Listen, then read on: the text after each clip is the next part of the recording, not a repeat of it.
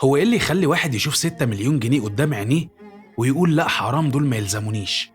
وده مش كلام حواديت ولا أفلام، دي قصة حصلت بالفعل. بطلها مسعف وسواق عربية إسعاف. جالهم بلاغ بحادثة على الطريق الدائري.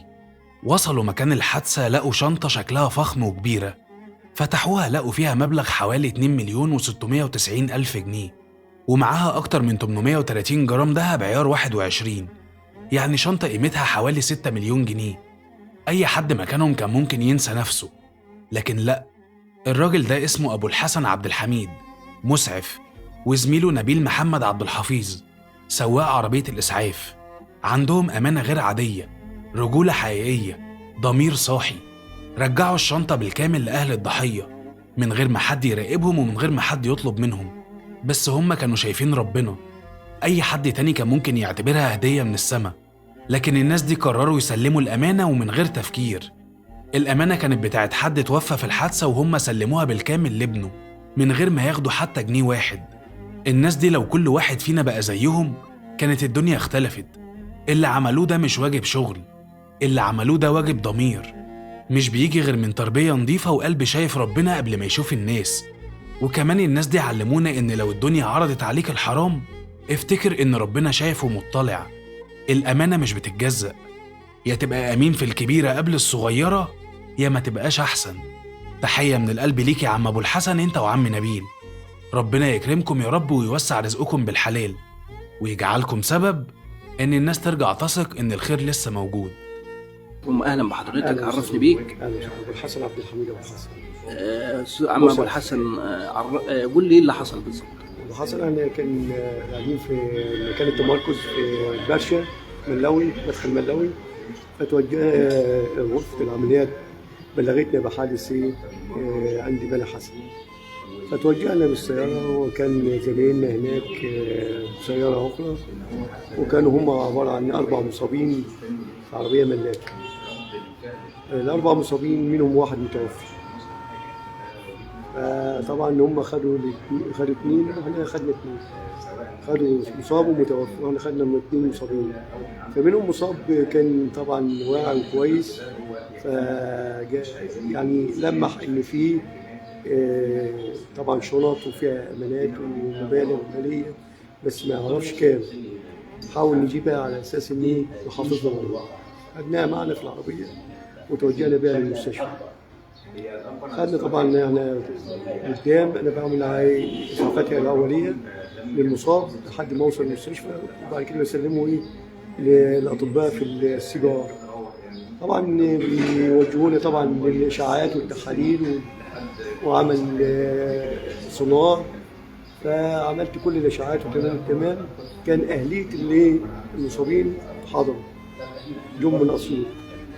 فبدأنا طبعا ان يعرف ان في الامانات فين وان لهم موجوده في عربيه الاسعاف.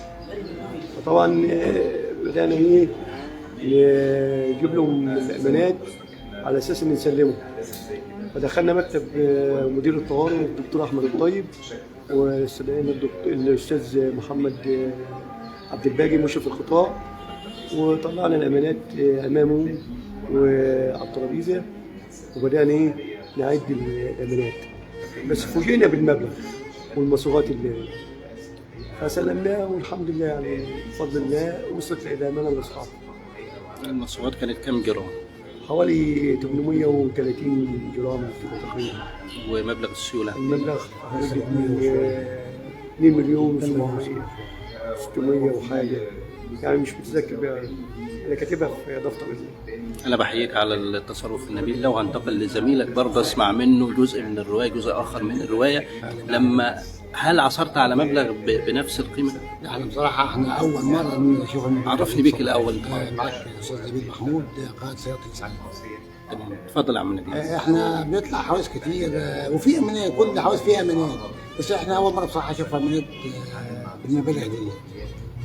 لما سلمت المبلغ لاصحابه كان رد فعلهم ايه؟ طبعا هو احنا سلمنا المبلغ لابنه المتوفي، هم ما كانش يعني كانوا في حال الذهول، هم طبعا والده متوفي والامانات طبعا ما نعرفش عنها حاجه، ما نعرفش فين ضاعت ولا موجوده معانا. فطبعا قال الشنط بتاعتنا فين؟ قلت له الشنط بتاعتك موجوده معايا، قد فيها فلوس كذا كذا، قلت له خش اعمل فلوس، اي امانات بتاعتك موجوده معايا في عدد الاسعاف، دخلت بس هو المصاب دوت ودي تسلمها كمالياتك. طبعا حبيبي المبالغ كبيره دي ما ينفعش اسلمها مني. عاصم محمد عبد الباقي جاني مشكورا مستشفى عمليات تخصصي، وتم طبعا تسليم الامانات لابن المتوفي في مكتب الدكتور احمد الطيب، وتم تسليمها عن طريق محضر رسمي ومضى عليه ابن المتوفي وسلم امانته كامله والحمد لله. الناس اهلك وجيرانك واسرتك لما بيعرفوا حاجه زي كده بيقولوا لك ايه؟ بتبقى ردود والله افعال؟ احنا الحمد لله احنا هنتقل لمدير فرع هيئة الإسعاف في محافظة المنيا، هيكلمنا على البطولات والمواقف النبيلة اللي بتحصل مع رجال هيئة الإسعاف أثناء عملهم، وخاصة رد الأمانات وإن كانت بمبالغ كبيرة جدا. أهلا بحضرتك، عرفنا بك الأول. دكتور ياسر الحسيني مدير فرع هيئة الإسعاف المصرية في المنيا. أكيد الموقف ده مش أول مرة يحصل.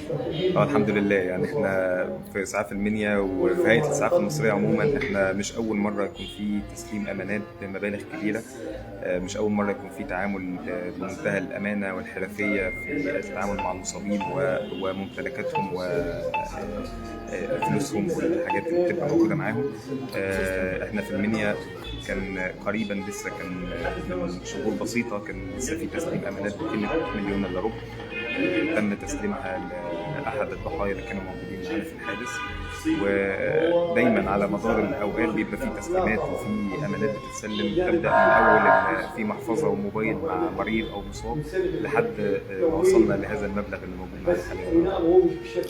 دور هيئة الإسعاف في دعم الجانب المعنوي والأدبي عند رجال الإسعاف، وإن إحنا دايما نقول لهم إزاي تتعاملوا مع الحوادث بشكل عام بغض النظر عن العثور عن أمانات، وهل بيبقى في دورات تدريبية في هذا السياق يعني؟ إحنا ولله الحمد عندنا في هيئة الإسعاف مركز تدريب معتمد بيقدم مختلف الدورات التدريبية. المسعف بيخضع لدورات عامة زي دورات الإسعافات الأولية، وفي دورات تخصصية، وفي دورات دعم نفسي بنعملها للناس عشان نعلمهم ازاي او نأكد